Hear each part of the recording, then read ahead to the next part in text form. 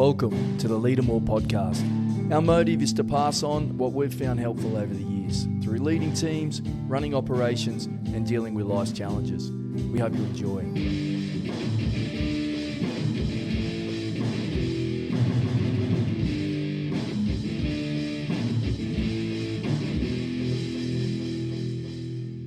Scott Clark, good morning. Greenie, as the as the lads call you, I'm pretty sure, from what I've heard. What are you up to? Yeah, nothing much. I was actually really excited for this week. You sent over the manifest of what you wanted to discuss, and I thought it was really relevant to me this week. We wanted to talk about growing teams this week, right? Growing capabilities within teams. Yeah, more specifically, because obviously there's the aspect of, well, grow teams. Let's throw people into your team and increase your numbers. But then there's, well, let's keep the numbers the same, but grow capacity. Why did you want this to be the topic of the week? I think it flows nicely from what we've been talking about. And if I think back to, like we have these core memories or core values and where they come from. And I was thinking back to when I was younger, when we were sort of going through preparing for today's recording, is that I was, 18, drove across to Sydney from Perth. I had a dream, or my dream was to play professional rugby league. So I went across in my old VH Commodore, drove all the way across the country, made it a day and broke down at Southern Cross, I think it was. So my alternator was no good and mum and dad had to come out and we had to change out the alternator. Great start. So anyway, we were off to a flyer. But got across there, ended up getting a training trial with the Cronulla Sharks and did well. Got a contract and started playing with them. Before I left, I was super excited. One, because you're going to give your childhood dream a crack. But then secondly too, it's like, I'm going to learn so much, great competition, be exposed to really good, teammates, but also to coaches. I'm going to learn so much and I'm going to grow a lot and all that sort of stuff. But then when I got there, it was very clear from the start that that's not how it works. It was welcome to the real world, asshole. And it really was. I had these expectations and hopes of how it would be. And my expectations and hopes came from junior sport, where coaches will work with you and develop your skills and all that sort of stuff. But you do find out really quick is that they have a lot of talent. They have a lot of people, and if someone's not performing, they can just get rid of someone and bring in someone new and give them a go. So that was the environment, and that was super confronting for me. And I look at me just wanting to learn and grow and as a person and as a sports person, and that wasn't a great environment for that. And I look at how that sort of played out, and there was a guy at the time, and it ties in nicely to what we want to talk about today. A guy at the time that was in that team, Matt King, he, a funny guy, I think he was from country New South Wales. He ended up getting injured, and it was, like I said, pretty cutthroat. And like a coach would turn up after the training started and leave before the session finished. So you'd never get an opportunity to have a chat, to ask how they're going, to get some feedback. You never got that sort of stuff. That was in that environment that I was in that club, that just wasn't a thing. So it was tough. He got injured. He was coming back from injury. And if you find out you're selected or not, you don't get told. There's, at the time, there was a big league magazine that you would find out whether you're in the side or not. And that's how you'd find out. You turn up to training, everyone's seen it, in your spot or out of your spot. So after, I don't know how much time or so, he just wasn't getting selected. The old, don't call us, we'll call you. Yeah, okay. Yeah. So, you're working with people that have had these dreams to further their rugby league careers since they were kids, posters on the wall. And that's the situation. You're coming back from an injury, you're coming back from all that sort of stuff, and you're dealing with that. It's super confronting, and the anxiety you'd have week to week trying to understand whether you're going to be in the side or not, because you just didn't know. Yep. You just get told on that. You just find out by reading it on the Wednesday. So he ended up leaving. I think he went back home, and then in 2003, I think it was, he ended up playing. Getting a contract to play with a feeder club in Queensland for the Melbourne Storm. Later that year, he ends up debuting for the Melbourne Storm. He goes on, has an amazing career, 100 plus NRL games, 100 plus games in the English Super League, played for the New South Wales Blues in the State of Origin, I think 9 or 10 games, played for Australia. So I think how I've sort of found this tied in nicely is that there was this potential. There was someone who had that wanted to grow and wanted to extend themselves and had a lot of benefit for the team that we were in at the time. But they lost that. Yep. Just because they didn't treat him well. Yeah. And he goes somewhere else and proves just how great he is and what he was capable of doing. But that organisation lost those capabilities. And because they didn't want to invest time in him, didn't want to even tell him how he was going and all that sort of stuff. And I can't necessarily speak exact how it all panned out. And I'm sure, like in my situation, I look back and I go, I had a part to play. I didn't deal well with that situation. I already had these preconceived expectations how it should be, then got to the real world and found out pretty quick, it's like, this is not how things work around here. Yeah, no one prepared you. Yeah. At that time, being an 18, 19-year-old kid, was like, that's wrong. They're wrong. Yeah. Instead of me just focusing on controllables, things that I can work on instead of the uncontrollables. And I was very much focused on those uncontrollables, which is a easy thing to do. But at the time, it was first time dealing with that sort of stuff, right? And so to me, it sounds like this, this topic of growing capabilities is almost a homage to, well, I saw this fail when I was younger. I want to change the failures that I saw. So as a leader, I want to try and tap into that capability of people. I want to try and see if I can look at the quiet ones or the ones who have potential and develop them. You did say something else though, which I found interesting, which was there was a lot of talent. So it was cutthroat. And maybe this was in that sort of environment, just like a natural progression of how things went, is that, well, the coaches maybe found out that because it was so cutthroat and because there was so much talent, they didn't really need to put the effort into investing in the team when they could just observe who had, raw talent or who was performing technically well on the day and say, hey, you're in. It made it easier for them. They didn't have to go and look at everyone under the microscope and go, this person has talent because they're doing this and this and this. Yeah, exactly. They had an excess of options and they didn't have to work with what they had. They could just get the next person in. And within a squad, like that was really evident. Like you would have a big squad. So let's say 30 players or whatever it is, right? Well, you only use 17 at a time. And normally in a group that you have, there's, might be a few people injured or whatever and not performing, but you've always got people that are probably able to play that can't play and don't get picked.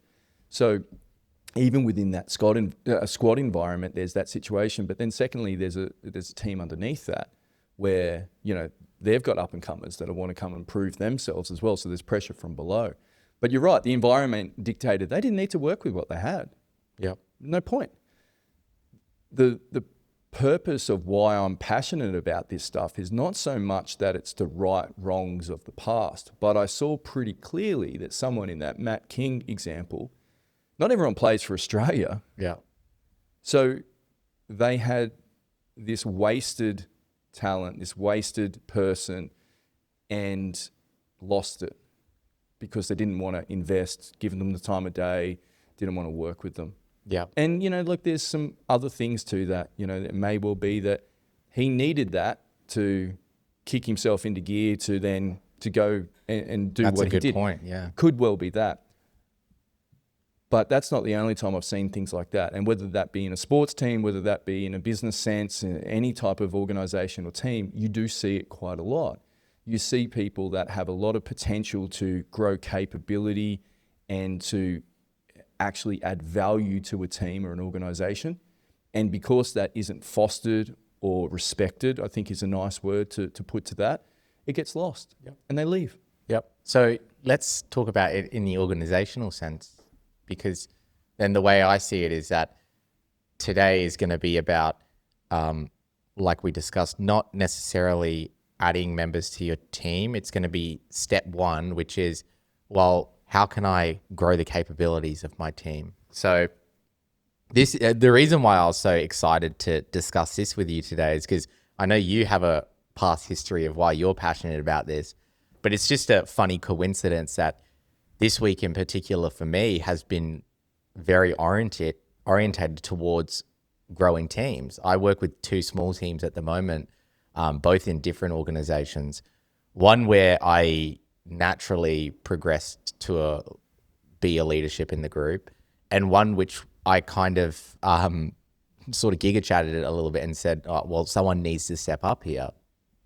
And in terms of growing teams, I think step one is acknowledging timing when it is and when it isn't appropriate to grow a team, grow their capabilities.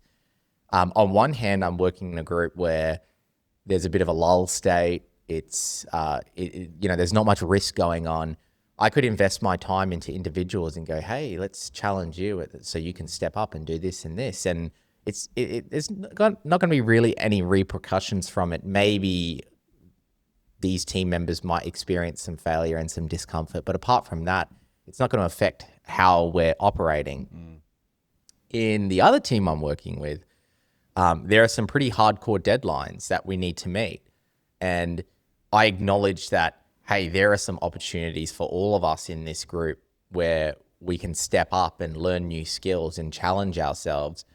But I see the risk as too great to let people have a go, per se, at something. And if we fail, the stakes are huge. Like we miss a big deadline and we don't have the opportunity to fulfill that deadline for another long period of time. So I think timing is really important to acknowledge that, if you're in the middle of a big project where you need to deliver on something, maybe it's not the time to do that. But, if there is you're just operating and you see an opportunity to do this, maybe it's the perfect opportunity to put your time so that when you do get into those positions where, hey, it's crunch time, people can step up and fulfill those duties. Yeah, and the timing one is a relevant thing, but it can also be used as an excuse, right? Say a risk within a team, within an organization, in an operation, right, is that people will always leave or move on or be away. So whether that be for annual leave, whether that be, unplanned leave, like sick leave and all that sort of stuff, but then also too, other opportunities, they want to, they get another opportunity to move to another organization or team. The risk obviously there is that there's a loss of capability for a period of time. So how do you mitigate that risk? And the basic option to do that is to upskill people within your team to cover the role above them. Now, if you, from a timing point of view, don't have the time and there's going to be, like you said, you're in the middle of a project and it just doesn't fit and you've got to put it on hold or whatever. But then also too, you see in a lot of organizations is that we just don't have time to do that. Which is fine, you don't. But you're not going to have time when people leave or are on unplanned time away from their roles. So there is a risk there that you do need to mitigate and you do need to be planned and break it down, because your 2 options is that I can be proactive and I can put a little bit of time in over a number of weeks, or Scotty's away, he's got a leadership position, he's very pivotal to our organization and he's sick for a month. What do we do? What happens? Yeah, which I commonly was. What happens? What do we do there? Yeah. That it's real. This is happening. So I really like the idea of a simple and growing your team, growing capabilities in your team. I don't look at that and go, look, what course do you want to go on and I'll pay it. Let me know which one and whatever it is, I'll pay for it. Like that's not what I want to talk about here, and I don't think that's relevant. Not to say that that's not a thing that people do, but things where you can do consistently over a period of time, like fulfill a role that's above you. So I'm in a team leader role and there's a manager role above me, or it could even be another team leader role to the side of me. And I need to build capability to have the risk mitigated that if someone's away, that there's someone that can look after that. That lends itself to the fact of people being grown in regards to their capabilities over a proactive and planned period of time. And that could well be, it might start off that one day a week, everyone changes roles. And that might look like an hour a week until they get to know what they're doing. And then it might turn into a day a week. And then that might turn into a day a month because they're really proficient in that.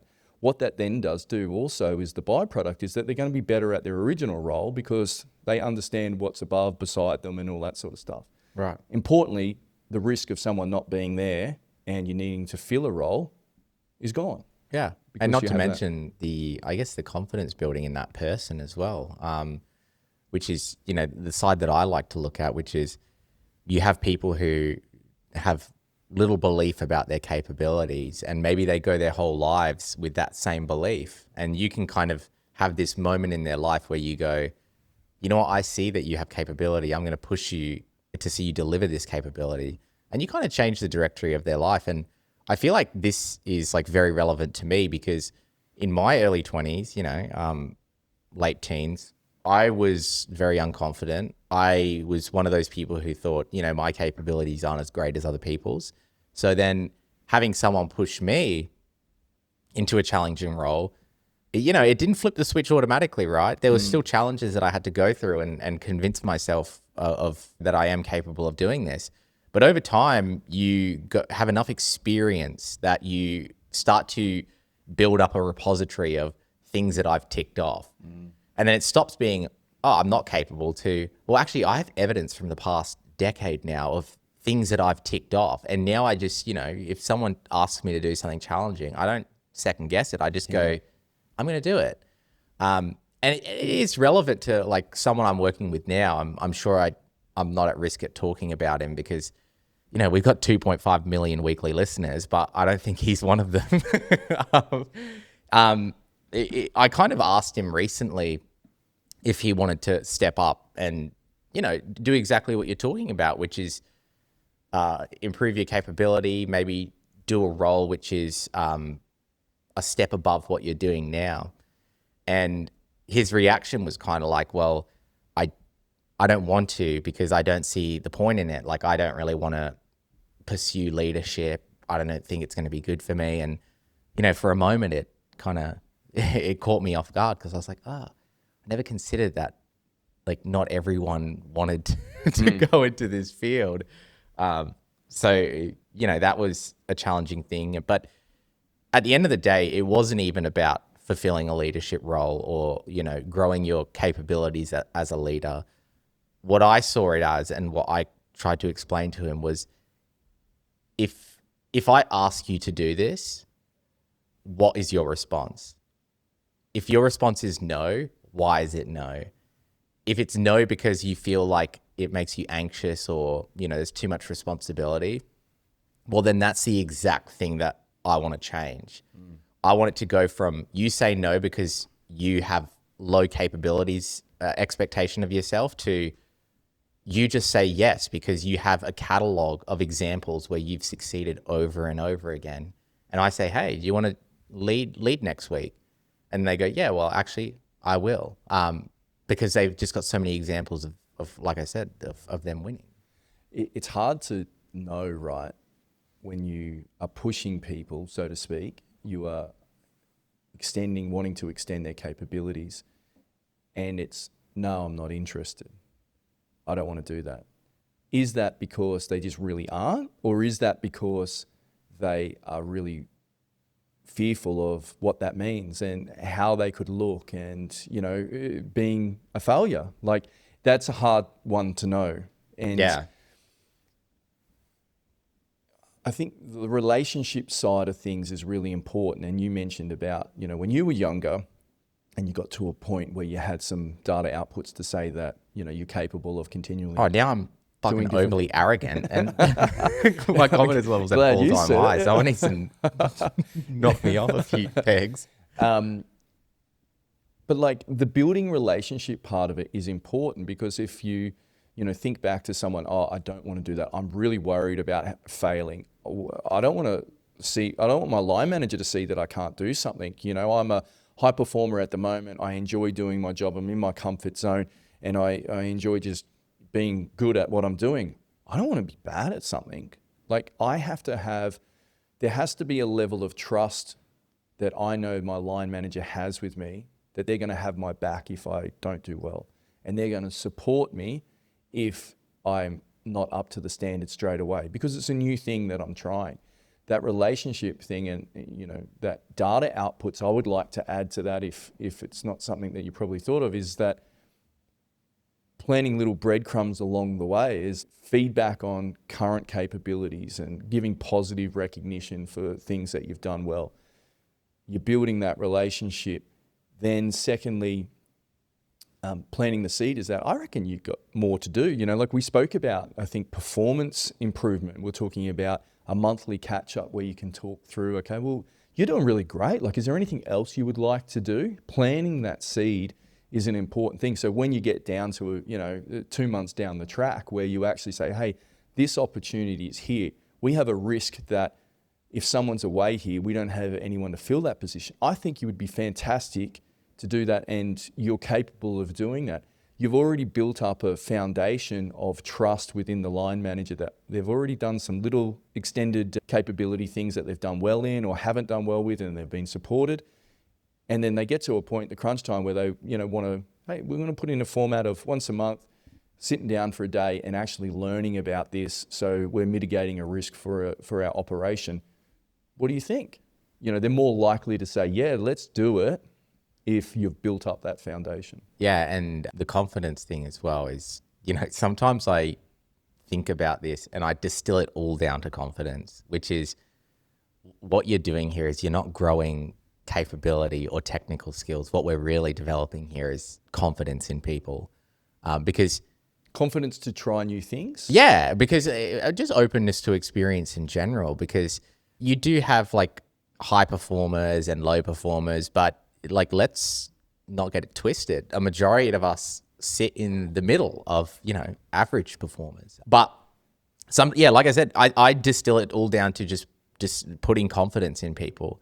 So during those lull states where we can develop people, it is just giving them space to fail. And when they do fail, you just encourage them. You say, hey, you've done a good job. And I can actually remember back to scenarios in my past where perhaps I didn't actually do a good job, but someone told me a white little lie and said I did anyway. And I can look back on that and go, yeah, maybe my performance wasn't as great as it should have been. But it doesn't matter, because in the moment, someone said that I did a good job and it contributed to my confidence. And now it doesn't matter what the objective job was to do with. I still got to run away with the confidence from it. Yeah. Which is, what I think it's all about. So I think a part of like this developing game and growing people is just walking with them on the path. And, if they take a misstep, well, you look at it from a flip side. Yep. You've got a relationship. I'm your line manager, right? Yeah. And my interactions with you are not personal in any which way. I only come and speak to you when I want something or you've done something wrong. That's it. They're the two options. And we get to a point where I've got an opportunity, I've got a risk that I need to mitigate in regards to a position that needs to be filled or a capability that I need some redundancy on. And I say to you, Scott, I want you to do this. It's outside of your contract. It's not part of, your core roles and what you need to do. And what's going through your mind is like, this guy, this Dan guy, he's here every time, like even in my role now, if I do something that he thinks is wrong and he thinks is the focus on the words because it may be right and he just has a different opinion, he berates me about it. He only ever wants something from me. What's the point of me going, why would I even want to do that for him? Why would I want to do him a favor? Or is he just using me for free labor? Exactly. He is. Yeah. Yeah. And building that relationship and talking through the stuff that you're just going through. And you mentioned early on about your, what you want from a leader and someone with kindness and someone that is going to treat you well. if you've got someone who's supportive, even if they, maybe not lie to you about whether you've done a good job or not, but even if they've just talked through and are calm with you and look, like these things happen. Like, it doesn't mean that you're no good. It just means that you tried something. What would you do different? That's all we need to focus on. If you had your time around, what would you do different? Okay, next time, let's just do that. No big drama. Let's move forward. Yeah. And I think, exactly, which is not making a big deal about it, which is why I say it, like, timing is important, because it's hard not to make a big deal about it when there really is a big deal about it. Another area where you could probably extend capabilities within their current roles is just around the standards that you expect within their current role. So it may well be that it could be from an output point of view, or it could be, from a quality point of view, but it could be about interactions with third parties or other stakeholders, and the level that you go to is like, you do a really good job in this aspect and you communicate well here, but there's probably an opportunity here to have some communication here and work with this team on integrating them with what you do. So I'd like you to focus on that and come up with a bit of a plan of how you're going to change that. Like, it's all within their role, it's all within their scope of what they should be doing. But just by increasing the standard is going to improve their capability of how they interact, how they work with other teams, build a relationship with the other team, and all that sort of stuff that goes along with it as byproducts. And it's, this whole process is a risk anyway. So you might choose someone to invest your time in and it turns out to be fruitless. And this is testing in general, right? Some people fall through the cracks and some people don't even get selected when they should have been, which goes back to what you were talking about earlier.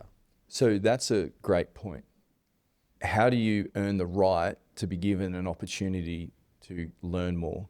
So is that because you are perfect at your role? So two schools of thought. You got to be perfect at your role, just as an individual, or you can have some things that you're not perfect at. Yeah.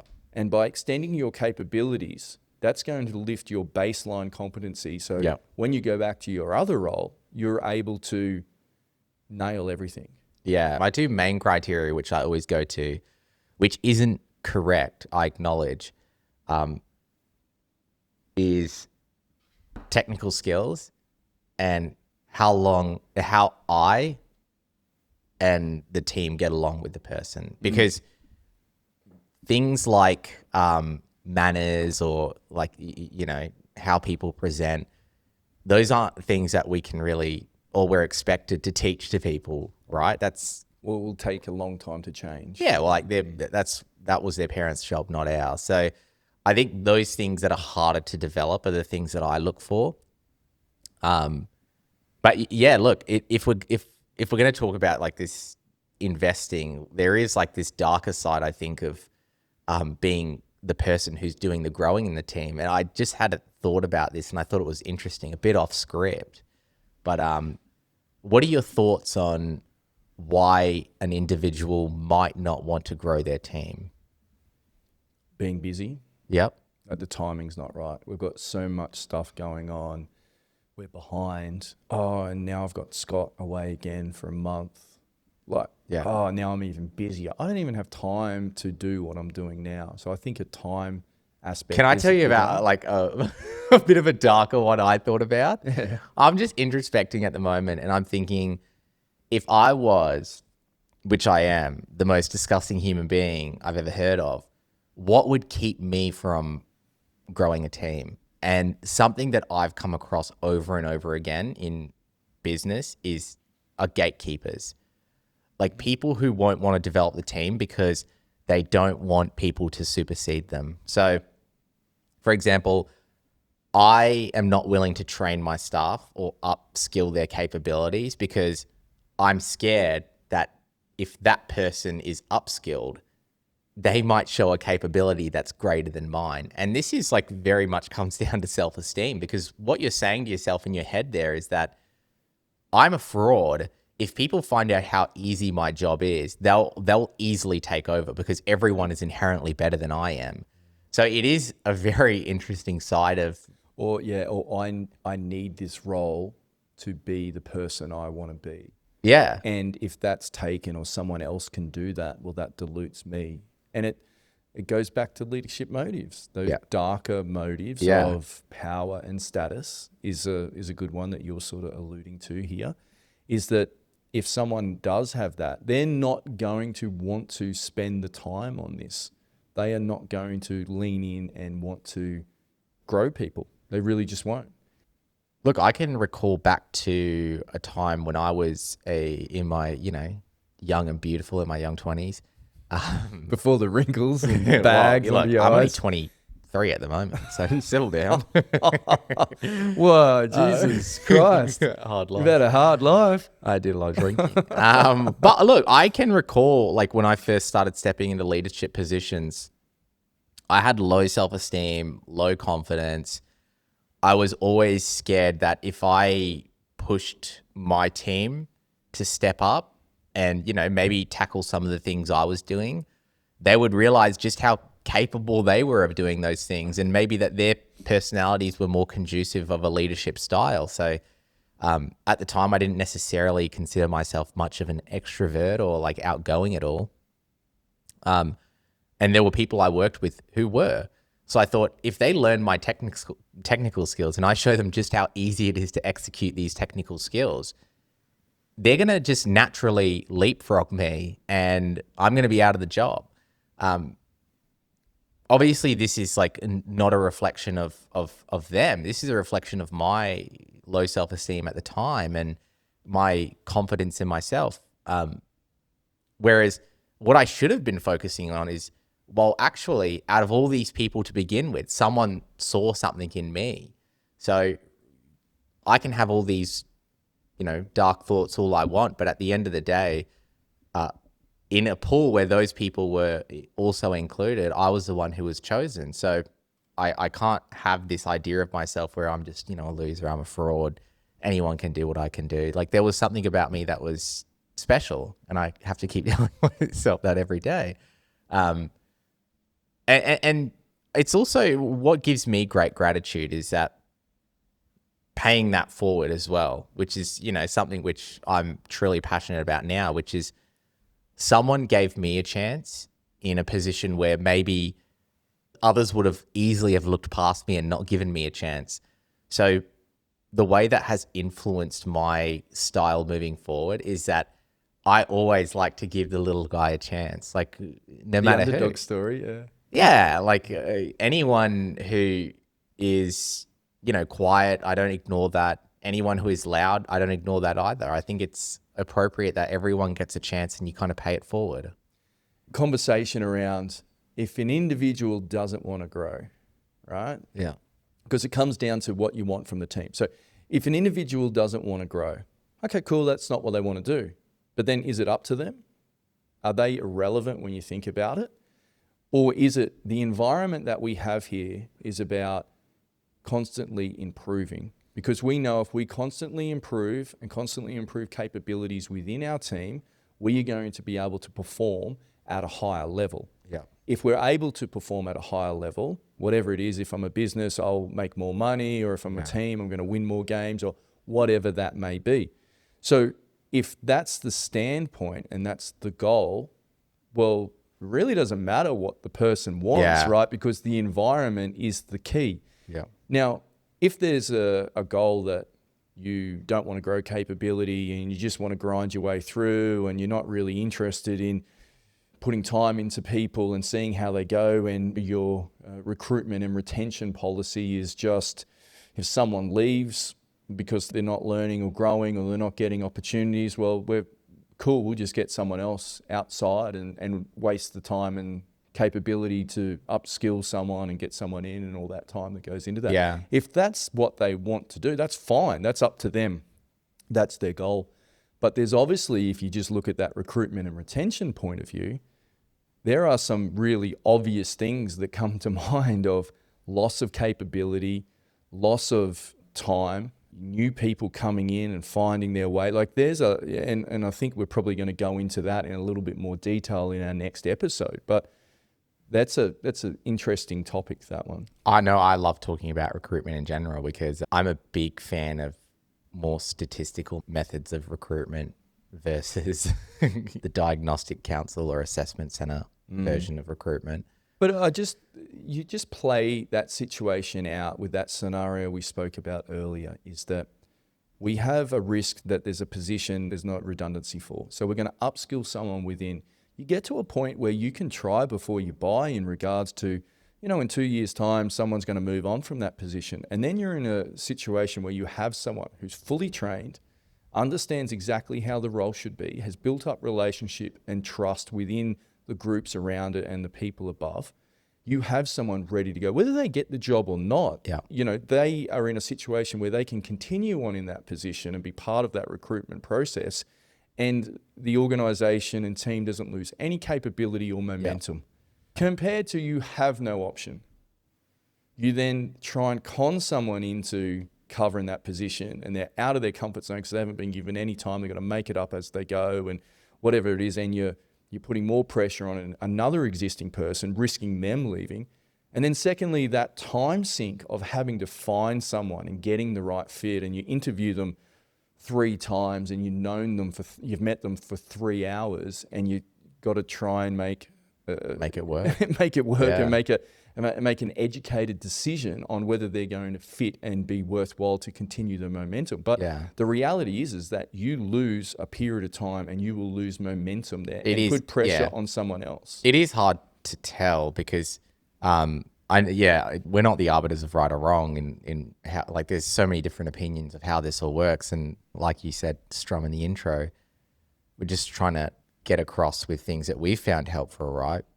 Because we've seen both of these and how they play out, and the effect that they've had on the team, the effect that they've had on the momentum that we've had within those teams, and there is a stark difference. Again, it's like it's up to a business or a team to understand what their goals are, and if they're happy with that situation that we just explained, that's fine. That's what you want to do. That's fine. That's no problems. But if that's frustrating to you, and you can see that you're losing momentum and you're losing capability and you want a different solution, well, this is a solution that can help. The retention part of this is that if someone is trying new things, someone is challenged, someone is, fresh, not just routine and mundane stuff, day in, day out, Groundhog Day stuff, they are more likely to be content and want to stay for longer because they feel that there's a faith within them. People trust that they're able to do more. So that feels good. That's undeniable. And then secondly, you're trying something different just from the norm. And that's exciting because you're doing something a little bit different. Honestly, that was a big part of it for me, which was, I consider myself to be someone who's very open to experience. And a part of like developing skills for me is just the novelty of it.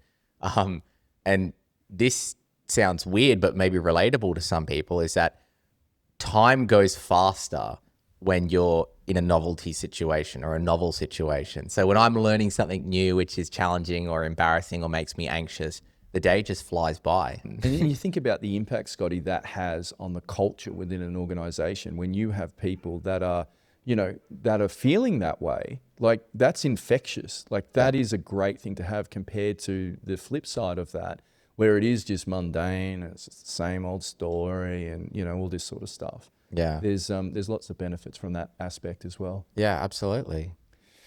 I like what you said about paying it forward. And I think back to when you're younger, whether you're doing leadership roles or not, I got job satisfaction out of improving myself, doing something better, getting a new role, more money.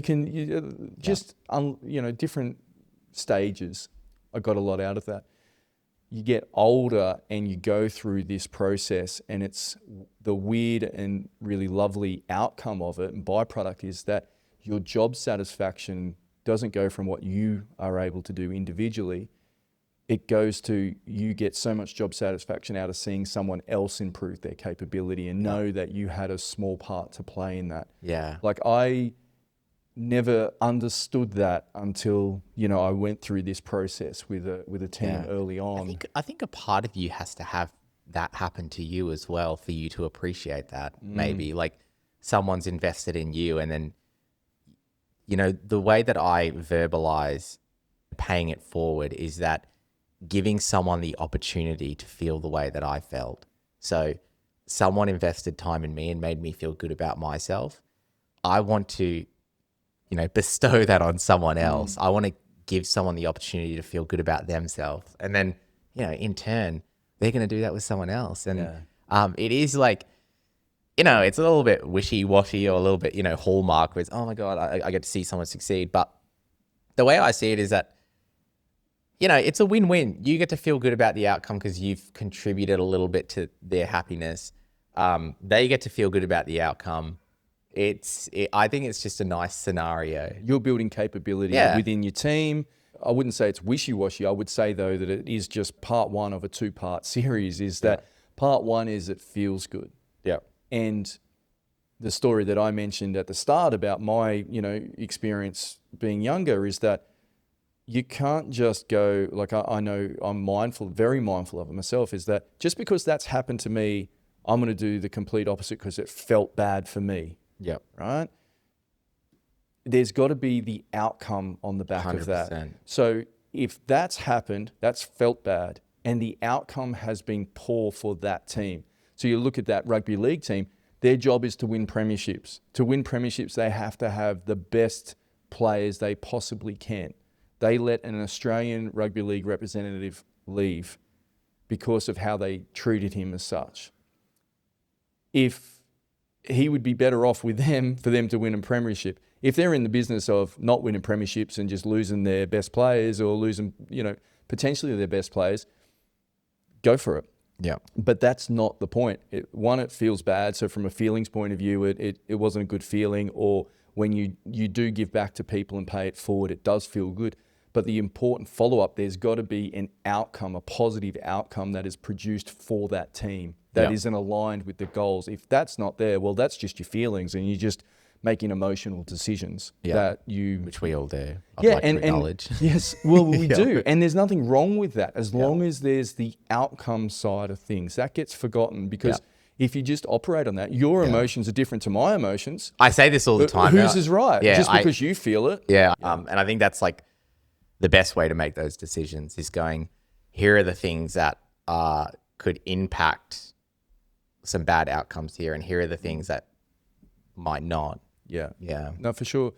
Enjoyed the chat, Scotty. It's something like I mentioned is very near and dear to me and has an emotional connection for myself. And I look at how I've shaped what I've done as a leader is very much come from situations like that and seeing the poor outcomes it's produced just by, there's the aspect of it's just not right. You shouldn't treat people like that. It's disrespectful. But then secondly, the outcome, the poor outcome it's produced. And I also look at it from an emotional point of view in regards to how many other players have been in that situation but didn't succeed due to timing or second chances and things like that. And someone with a childhood dream has, totally lost that because of that, right? And I think that's important to understand and not understate, and that emotional stuff is good as long as you can see that those outcomes are... absolutely. Good chat. I can't wait to talk about our next topic.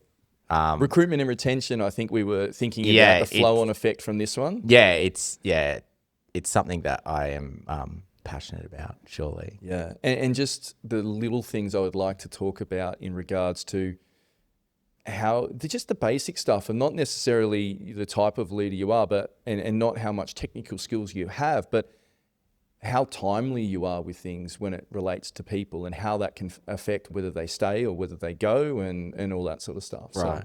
So it's looking forward to it. Yeah, mate. so am I, definitely. Excellent. Right. Lots of stats. Love it. Thanks, Scotty. See you next time. See you, mate.